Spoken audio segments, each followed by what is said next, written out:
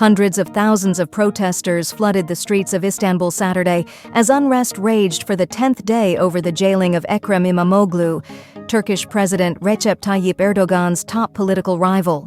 Supporters waving Turkish flags and banners with Imamoglu's face read aloud a jail letter from the Istanbul mayor to a cheering crowd.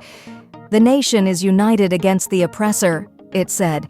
"They can put me in jail and try me as much as they want. The nation has shown that it will crush all traps and plots." Saturday's civil unrest marked the 10th consecutive day of demonstrations across numerous cities, the largest the country has seen in a decade.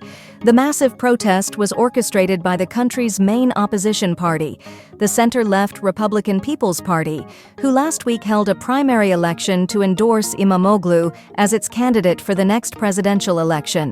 He's seen as the only candidate capable of ousting Erdogan.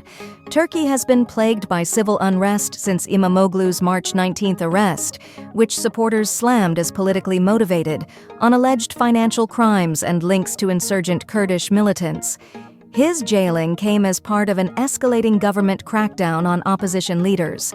When we look at the history of humanity, in all countries, all administrations, all regimes where there was such oppression, sooner or later, the people and those who resisted the oppression have won. The real owners of those countries won, Bunyamin Turan, a retired teacher, said at Saturday's demonstrations. Protesters are calling for Imamoglu's release, for Erdogan to resign, and for an early election, arguing that the government has lost legitimacy. The presidential election is currently scheduled for 2028.